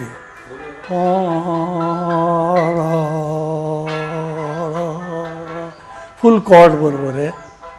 मेरी गाणं सुरू होतं लगेच. हां, तेच गाणं आहे. तेच गाणं. ते शमशादचं बघ ना, 2 व्हर्जन असतील मग. सर तुम्ही जे कंपोज केले किंवा अरेंजर केलेले पिक्चर होते ते तुम्ही स्वतः कोणाच्या डिरेक्टरवर बघायला कधी जात होता का त्या काळात? की आपण आत्ता जो कोणी असेल तर बाबा मी केलेलं काम आहे हे आपण जाऊन थिएटरवर बघावं असं कधी केलं होतं तुम्ही? नाही, ॲक्च्युली जायची गरज नाही पडली, कारण त्याच बॅकग्राऊंडला आम्ही सगळं पिक्चरच बघायचो ना. ओके, ठीक आहे. Background करताना. प्रत्यक्ष झाल्यानंतर किंवा असं व्हायचं सिल्वर जुबली पिक्चर झाला हा गोल्डन जुबली झालेला पिक्चर आहे नाही असं. आणि कधीतरी इच्छा झाली की नाही आपण प्रत्यक्ष जाऊन 70 mm बघूया असं आहे. असं फॅमिलीला दाखवायचं असेल तरच. पण असं काही बघायला गेलं की बाबा मी खास नाही. दाखवण्यासाठी नाही. घरच्यांना घेऊन की बाबा हे पिक्चर बघा मी केलेलं आहे किंवा माझे म्युझिक आहे असं काही नाही. किंवा अखंड पिक्चरला तुम्ही कधी हे केलंय फुल अरेंज म्युझिक काही हो खयामचे सगळे नंतरचे पिक्चर पण अखंड म्युझिक अखंड हो सगळ्या गाण्यात नाही गाणं सोडून सुद्धा आणि बॅकग्राऊंड सुद्धा बॅकग्राऊंड म्युझिक हो हो पण असे किती पिक्चर झाले तुमच्या कोणाकोणाला किंवा कोणी पहिला तुमच्याकडे चान्स दिला होता की अरे हा अखंड पिक्चर पण तू कर बॅकग्राऊंड तर सगळ्याच पिक्चर्सचं मी करायचो. ओके तिथं म्युझिक डायरेक्टर काही करत पण नसायचे की तिथं सगळं कंपोज मी करायचो. पण तेव्हा तुम्हाला व्हिडिओ क्लिप म्हणजे ते फिल्म बघायला मिळायची पाहिजे तेव्हा ओके अगदी पाहिजे तितक्या वेळ बघायचो आम्ही सगळं टायमिंग काढून देऊन त्याप्रमाणे मग रेकॉर्ड करणार. सगळा बँड असायचा त्याला पण कशाला बॅकग्राऊंडसाठी जेवढी आवश्यकता आहे ते सगळे म्युझिशियन असायचे. अच्छा 40-50 म्युझिशियन असायचेच. आणि मग ते बॅकग्राऊंडचं काम साधारण किती दिवस चालायचं असं काय होतं साधारण ॲव्हरेज 3 ते 4 दिवस लागायचे तेवढे चालायचं सबल फिल्मचं बॅकग्राऊंड करायला. 3-4 कारण ते कसं सगळं लाईव्हच होतं ना. 8-8 तास आमची शिफ्ट असायची ना 8 तासाची शिफ्ट बॅकग्राऊंड तर 3-4 दिवस लागायचे. मग त्याच्यात आम्ही सेव्हिंग करता प्रोड्युसर करता म्युझिशियन्स डिवाईड करायचो म्हणजे ज्या दिवशी सोलोइस्ट बोलवले त्या दिवशी बाकीच्यांची गरज नाही.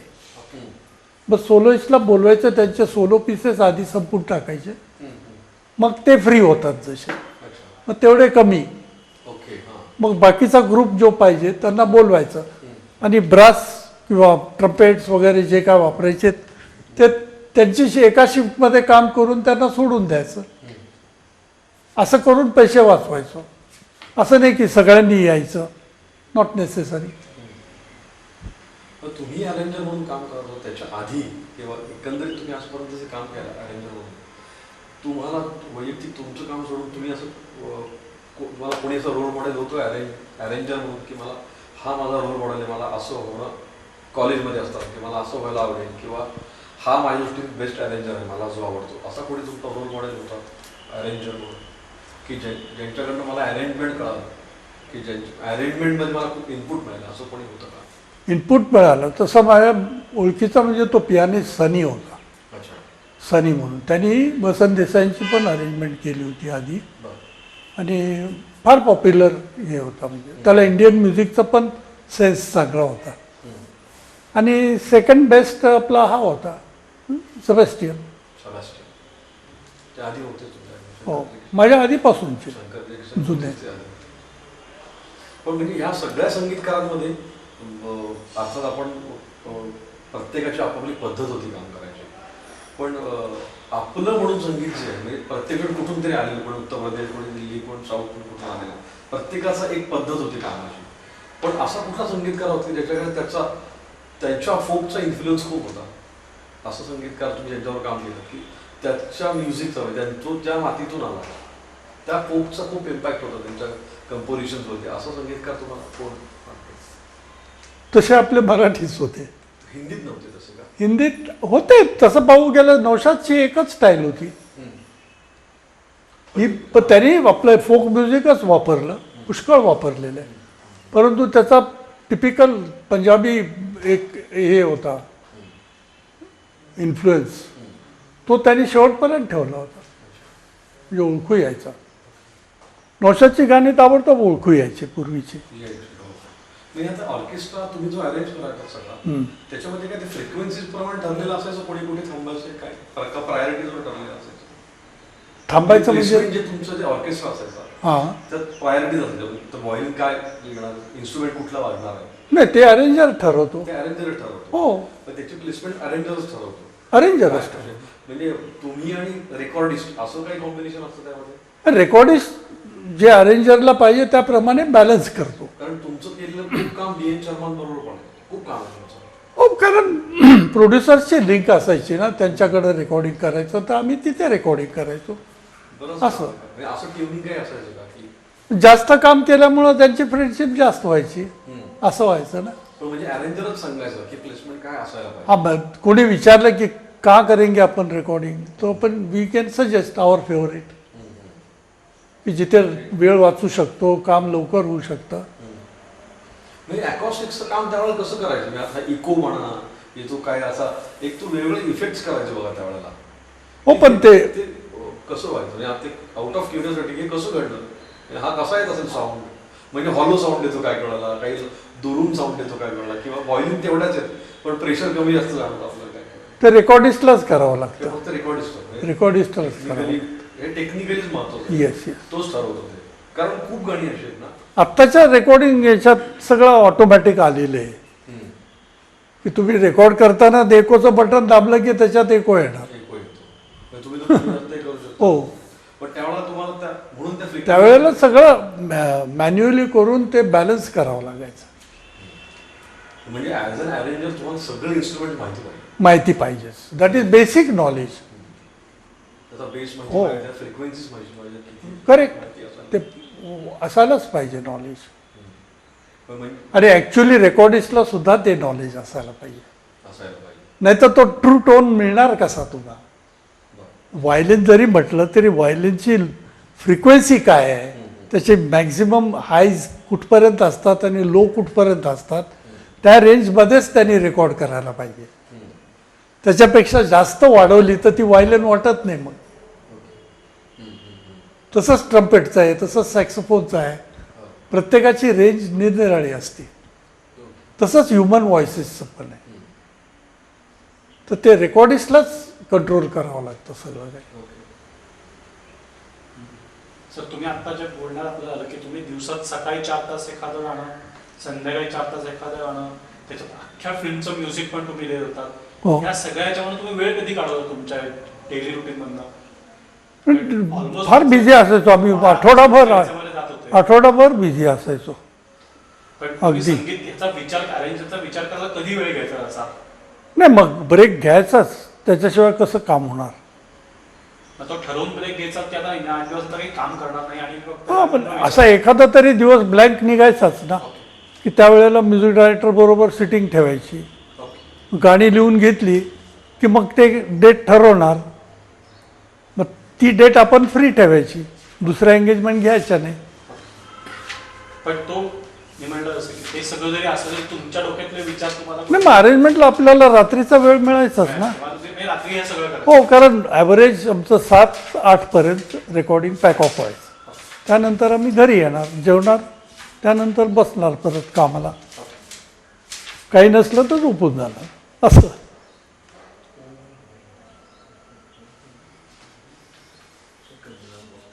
आणि संडेला फ्री असायचो. तो कंपल्सरी ऑफ असायचा फिल्म इंडस्ट्रीला. परंतु त्याच्यात ॲडव्हर्टिजमेंट जिंगल्स वगैरे चालायचे. कुठल्या जिंगल कारण स्टुडिओत मिळत नाहीत. तर practically all the jingles we play. Vanraj Bhatia आणि हा आपला काय त्याचं नाव वैद्यनाथन, हे दोघं सगळ्यात जास्त जिंगल्स करायचे त्यावेळेला. तो अपराध सिनेमातला जो आहे अपराध, रमेश देव सुरुवातीला म्युझिक, हो, तो तुम्ही जातो. उम्मीद पण तो कंपोज पण तुम्हीच केला होता? येस.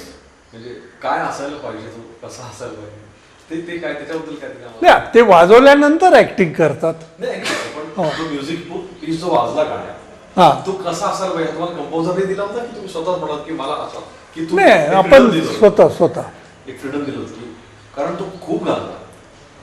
म्हणजे तो लोकांना हरवून तो पीस सगळं पाठ आहे यामध्ये. कारण तो सुरत याचं शेडच्या सुरुवातीला तो लोकांना पाठ आहे. पण तो पहिल्यांदा असा काहीतरी प्रयत्न झाला असेल की मराठी गाण्यामध्ये तुम्ही पियानो वाजतोय आणि सुरुवातच पियानोची आहे. पण मला पर्सनली अजून शगुनचं गाणं सगळ्यात बेस्ट वाटतं, ज्याच्यात पियानो यूज झालेला आहे. तुमचा ते ऐकण्यासारखं. शेनी उल्लेख केला की तुमच्या रोल मॉडेल तुमचा कोण होता अरेंजर म्हणून, तसा तुमचा संगीतकार की मी कॉलेज युथ फेस्टिवलला असताना मी या अरेंजरवर मला काम करायचं किंवा संगीतावर काम करायचं किंवा काम करायला आवडेल आणि पुढे त्याच्याशी काम करायला मिळालं, एक माझा गुरु झाला असं म्हणून. असे कोण कोण संगीतकार होते तुमच्याबरोबरचे? हे दोघंच होते सुरुवातीला, नौशाद आणि श्रीरामचंद्र. की तुम्हाला तर त्यांच्यावर काम त्यात करायचं? श्रीरामचंद्र बरोबर भरपूर काम मिळालं, नौशाद बरोबर तेवढं मिळालं नाही. आता त्यांची पिक्चर्सही फार थोडी असायची, परंतु त्यांचे जुने म्युझिशियन्स त्यांच्याबरोबर असल्यामुळे काही झालं नाही तिथे.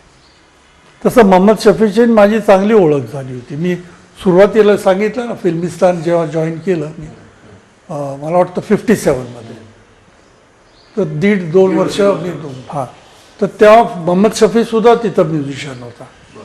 त्या 18-19 म्युझिशियन्स होते, त्याच्यात मोहम्मद शफीसुद्धा होता. तर आमची ओळख तशी चांगली होती, पण त्यांनी कधी रेकमेंड नाही केला नौशादला की याला बोलवा म्हणून. त्याच्या आधीचा एक व्हेरी फनी इन्सिडंट आहे, म्हणजे स्कूल डेज मॅट्रिक झाल्यानंतर त्यावेळी 10-20 त्या उन्हाळ्याच्या सुट्टीत आम्ही मित्राबरोबर सायकल ट्रिप केली होती बॉम्बेला, पुण्यावर सायकलवर. सायकलवरती. तर त्या सायकल ट्रिपमध्ये मी नौशादच्या घरी सुद्धा गेलो होतो. आणि मी त्यावेळेला तू कहेगर वगैरे ती गाणी त्यावेळेला मी पियानोवर वाजवायचो. तर म्हटलं मला चान्स मिळाला त्याला ऐकवणार मी. तर ती भेटच झाली नाही. त्याच्या घरी त्यांचा भाऊ होता की कोण होता मला माहीत नाही, परंतु ते बोलले अभी घर में नहीं है वो, मग भेट नाही झाली. असं झालं ते. पण तुम्ही म्हणजे ती भेट घेण्यासाठी गेलात का तुमची ट्रिप ठरली होती? नाही, भेट घेण्यासाठी म्हणून गेलो नाही. मुंबईत आलो तर चला एक चान्स घ्यायचा, भेट झाली तर झाली असं म्हणून नाही झाली. पण किती जणांचा ग्रुप होता असा शाळेत? कोणी आम्ही 4 जण होतो, त्यातले आम्ही 2च गेलो बॉम्बेला, बाकीचे लोणावळ्याहून परत आले. कारण मोठा प्रवास पुणे मुंबई म्हणून म्हणलं मी. जुना घाट, आणि सायकलवर जुना घाट ना तो. जुना रस्ता रस्ता नाही, पण चांगलं त्यावेळेला इतका ट्रॅफिक नसायचा. किती वेळ लागलो साधारणतः? आम्ही आरामात गेलो होतो सर. दुपारी जेवायला थांबलो, 1 तास आराम केला. 8-10 तास आराम झाला. संध्याकाळी 7-7:30 पर्यंत आम्ही तिकडे होतो. आणि तिथून येताना एक काय ड्रीम काय होतं पण असं नुसतंच पोचायचं होतं मुंबईत? नुसतं पोचायचं होतं. एक सायकल ट्रिप करायची एवढंच? नाही, असंच म्हणजे सायकल ट्रिप सहज, ओके. की आपण जाऊन आलो एकदा हा, एकदम. आपल्या स्वतःच्या मेमरीला. चांगलं अनुभव एक चांगला आला होता तो. एक पटकन आपलं आणि तिथून येताना चढ असल्यामुळे आम्ही अक्षरशः ट्रकला धरून आलो होतो. कारण ट्रक फार 4-5 किलोमीटर वजन स्पीडनी येतात वर येताना. येतं, हो. अगदी आरामात, म्हणजे असं वाटायचं की सोडून द्या रे ट्रक, आपण असं फास्ट जाऊ असं वाटायचं. पण चढ असल्यामुळे आम्ही धरून ठेवायचो. मग जिथे स्लोप आलं, जरा स्ट्रेट झालं तर ती फास्ट जायची, तिला सोडून द्यायचं, दुसरी ट्रक धर. पण ते आपल्याला सगळं इंटरेस्टिंग आहे सगळं यूथ. न्यू फेस्टिवल ग्रुपने आम्ही 3-4 होतो, त्यातले 2 बॅकआउट झाले. मग एकच आपला प्रश्न राहतो फक्त, आपण बोललो होतो मागच्या वेळेला की आपण बेकरार करके जो ट्रिपलेटमध्ये जो होता तो मूळ तसा नव्हता, मग तुम्ही ट्रिपलेटमध्ये केला तो बेकरार करके जो पीस होता तो ट्रिपलेटमध्ये तुम्ही वाजवला, तो तसा नव्हता. ट्रिपलेटमध्ये असा काहीतरी होता तो पीसला. बेकरार नसेल, दुसरं कुठलं गाणं असेल ना. असं कुठं की तुम्ही म्हणा तो आपला मागचा तो राहायला फक्त घ्यायचा की तो मूळ डिझाईन साधा केला होता, पण तो असं झाला बेकरार करकेच होता बहुतेक. बेकरारमध्ये काहीच नाही आहे अकॉर्डियनचं काम. ॲक्च्युली सुरुवातीचेच कॉर्ड्स आहेत बस. त्यानंतर गाणं सुरू होतं शमशाद घाती. मला वाटतं त्याच पिक्चरमध्ये नंतर असावं ते गाणं, कारण it has a sad touch. Same गाणं रिपीट झाला असावा. त्यात असेल. तुम्ही तो एक सांगितलं होतं की तुम्ही गाणं रेकॉर्ड जे तुम्ही मराठी जे गाणं केलं जरा विसावं या गाणं, तुम्ही ते happy mood sad mood change केलं. कुलकर्णींबरोबर तुम्ही काम केलं, सुभाषचंद्र कुलकर्णींबरोबर काम केलं. तुम्ही तो आहे असं चाल ठेवून त्याचा हॅपी मूड होता आणि तो सॅड मूड केला ते गाणं. त्याच्यावर तुम्ही त्याचं म्युझिक बॅकग्राऊंड चेंज केलं तर सॅड होतो. टेम्पो त्याचा कमी करायचा आणि अरेंजमेंट तशी करायची. तुम्ही तो सांगितलं होतं. आणि त्याचे इंटरलूड पीसेस चेंज करायचे. कारण नॉर्मली हॅपी राहायला इंटरलूड त्या टाईपचे असतात ना, which will bring you happiness. कारण तुम्ही सांगितलं होतं रिहर्सलचं जे टेक तोच फायनल झाला असं तुम्ही सांगितलं होतं. ते त्यांनी म्हणजे त्याला ते आवडलं की सगळं परफेक्ट वाजले, मग परत टेक कशाला करायचा. आणि ते रेकॉर्ड झालं होतं म्हणून तो बोलला ते ओके आहे म्हणून. असं झालं. टेक्निकल त्याला काही टॅगिंग असतं त्याचं काय सिक्वेन्स नाही नाही, असं काही नाही. तर तुम्ही अरेंजर म्हणून काम केलेलं तुम्ही, आपण जसं परवा म्हणालो त्याचे तुम्ही स्कोरशीट्स वगैरे ठेवलेत का ते जपून? काय ते अरेंजर म्हणून तुम्ही जे काम केलं त्याचे स्कोरशीट्स तुम्ही ठेवलेत का? इतकं काम नाही की कधी ठेवावं नाही. वाटतं. कारण सारखंच काय काम नाही. अजिबात ठेवलं नाही. पण अरेंजरचं स्कोरशीट हे सगळ्यात महत्वाचं. कारण तेच महत्वाचं आहे ना, त्याच्यावर संबंध ऑर्केस्ट्राचा असतं, संबंध ऑर्केस्ट्राचा असतं त्याच्यात. तुमच्या काळामध्ये कॉम्पिटिशन हा प्रकार काही होता का, की अरे नाही माझ्यावर म्हणजे- कॉम्पिटिशन आहे म्हणून? नाही, कॉम्पिटिशन तशी अननोईंगली असतेच सगळ्यामध्ये. पण आणि म्हणजे एक गाणं चौघांनी केलं तर कॉम्पिटिशन होणार. ओके, हा तसं कॉम्पिटिशन हो, तसं नाही ना, सगळ्यांची व्हरायटी निराळी. पण नाही म्हणजे माझा विचारण्याचा उद्देश असं होतं की अरे इकडे काम छान चाललंय, किंवा आमचा तुम्ही असं म्हणलं की माझं काही ग्रुप बरोबर माझं होतं, तसा आमच्यावर आम्हाला दुसरा ग्रुप पण हा असा होता की अरे ह्यांचं पण काम त्याच वरती येत आहे. आमच्या ग्रुपचं एवढंच रेप्युटेशन झालं होतं की यांची रेकॉर्डिंग कधी कॅन्सल होत नाही. ते पण खूप तर ते फार महत्त्वाचं असायचं, कारण म्युझिशियन्सकडनं फर्स्ट प्रेफरन्स असायचा ना, की घरी परत जावं लागणार नाही. लागणार नाही विदाउट पे. मग चांगले चांगले म्युझिशियन्स राम कदमचं टेक आहे, हो येणार नक्की येतो. नाही खूपच येतं खूप आहे. काही न करता सुद्धा. आणि ते हिस्ट्रीत लिहिण्यासारखं आहे. म्हणजे रामभाऊनी जे रेकॉर्ड केलेलं आहे, किती 137 सिंगर्स चान्स दिला त्यांनी गायला. कुठल्या म्युझिक डायरेक्टरने एवढं केलंय? नवीन लोकांना खूप म्हणजे स्वतःच्या संगीतावर एवढा विश्वास, व्हॉइसवरती नाही. कोणीही गाऊ द्या, माझं गाणं हिट होणार. पण मध्ये असं काहीतरी ऐकण्यात आलं होतं की तुमच्या वेळेस गायक हा त्या मनाने विशेष कॅल्क्युलेशन नव्हतं, कॅल्क्युलेशन नव्हता. की ज्याने संगीतकार, अरेंजर आणि म्युझिक डिरेक्टर हे सगळे ज्या प्रमाणात होते त्या प्रमाणात तुम्ही परवा म्हणताना बोलताना असं विषय झाला की म्युझिशियन यायचं त्यांना काय वाजवायचं माहिती, कोण संगीतकार ते कोण गात त्याच्याशी काही मतलब नव्हता. नव्हतंच. पण जी गाणी हिट झाली ती त्या गायकाच्या नावाने हिट झाली. पण तेव्हा तुम्हाला असं ती वाटलं- कोणी केली गायकाच्या नावाने हिट? रेडिओनी. ओके. रेडिओला ज्ञान नसल्यामुळे ते नुसतं गायकाचं नाव अनाऊन्स करत होते, कंपोजरचं सुद्धा नव्हते करत. कारण खूप वेळा तुम्हाला असं त्याला वाटलं नाही की अरे आपलं नाव कुठे येत नाहीये किंवा आपलं नाव यायला पाहिजे. ती कॉन्ट्रोवर्सी कधी झाली का अशी डोक्यामध्ये आपल्या स्वतःच्या, की अरे नाही इथे हे गाणं ऍक्च्युली म्युझिशियन मी स्वतः याचा अर्थ अरेंजर म्हणून मी खूप का असे किती गाणे आहेत असं वाटते सोलो कोणी वाजवला इतकं छान, गिटार कोणी वाजवले बाबा, अकॉर्डियन कोणी वाजवलं, त्याची नावं यायला पाहिजे, कुठंतरी रेकग्नेशन पाहिजे, पण नव्हती येत. कारण शेवटी लोकांपर्यंत तेच पोचलं ना, आतापर्यंत जिवंत आहे. मग म्हणून तर म्हणलं की ते महत्व रेडिओने जास्त वाढवलं हो. असं. पण त्या काळात तुम्हाला असं वाटलं नाही की रेडिओला आपण सांगायला जावं किंवा काय? कोण ऐकणार त्यावेळेला, सगळे निराळच होतं सगळं काही. तुम्ही आता हे नंतरच्या पिढीतलं ऑल इंडिया रेडिओचं मी सांगतो, म्हणजे ॲज अन ॲमॅच्युअर आर्टिस्ट ज्या वेळेला पेपरमध्ये अनाऊन्स केलं होतं की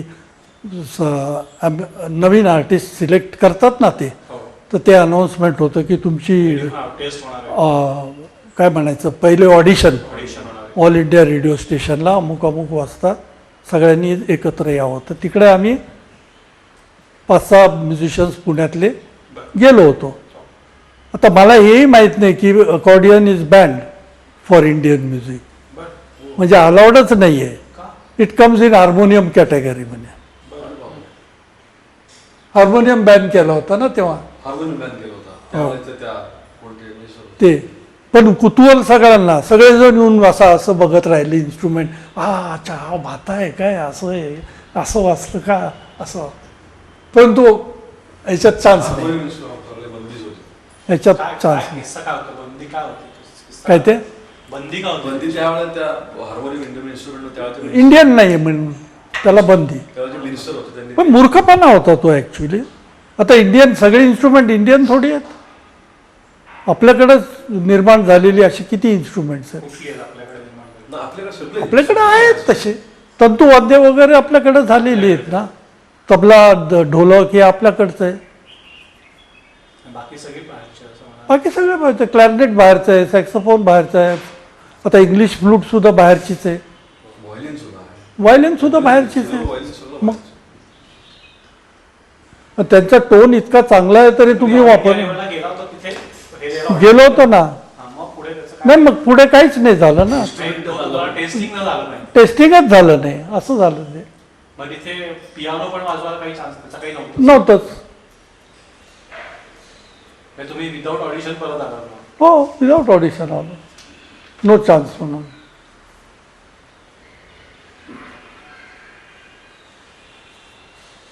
आपले ते पुण्याचे कोण होते रे, मला त्यांचं नाव आठवण नाही, तबला वाजवणारे फारच माझ्या वेळचे, ते सिलेक्ट झाले होते ऑल इंडिया रेडिओच्या तबला वाजवणारे, काळे का काहीतरी असं नाव होतं त्या काळातले.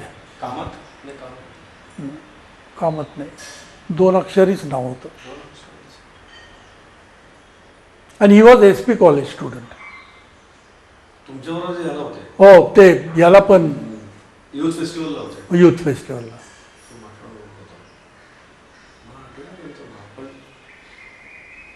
तर ते सिलेक्ट झाले होते, तेवढं मला आठवतं. आपण माशावर बोललो होतो, ते शोधलं पाहिजे त्यांचं नाव. कारण नंतर आमची भेटच नाही, वेदर ही लेफ्ट पुन्हा what happen I don't know. नाही तर कुठेतरी भेट झालीच असती.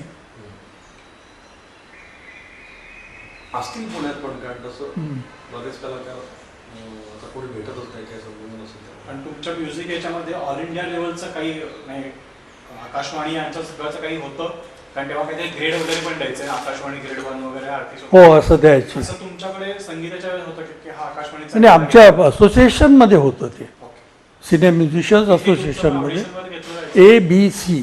नाही, you are free to join any group, okay. परंतु स्वतःच्या कॅपॅबिलिटीचं आपण मध्ये गेलो तर सगळ्यात चांगला ग्रुप आहे, पण तुम्हाला बोलवलं पाहिजे ना, पैसे जास्त लागायचे बरं. ए ग्रुपच्या पण म्युझिशियनला. ते तुम्हीच ठरवायचं, ऑडिशन काही नव्हतं. ते तुम्ही ठरवायचं, ओके. तुम्ही आपण ठरवायचं सिलेक्ट कुठे व्हायचं आपण ठरवायचं. हो. A ला, B ला, C ला. आपल्या कॅटेगरीवर. तर मी जॉईन होतानाच बी ग्रुप घेतला होता. बरं. तर म्हटलं बघू, मग 1.5-2 वर्षानंतर मग ए ग्रुपमध्ये गेलो. ओके. पण काय थीम काय होती डोक्यामध्ये बी ग्रुप मध्ये जायची? काय खूप काम मिळावं म्हणून काम ना. मिळावं. ओके. हो, म्हणजे ॲव्हरेज म्युझिक डायरेक्टर आपल्याला अफोर्ड करू शकेल. कारण B class C class pictures जी असायची त्यांचा फंड कमी असायचे ना. पण म्युझिक हे तुमचं फंड्सवर चालायचं का एखादं मला ह्यांच्यावर काम करायचंय म्हणून चालायचं? नाही, पण फिल्म सगळ्याच बनतात ना, काही सगळ्यांच्याकडं जास्त पैसे नसतात, काहींच्या स्वस्तात बनतात.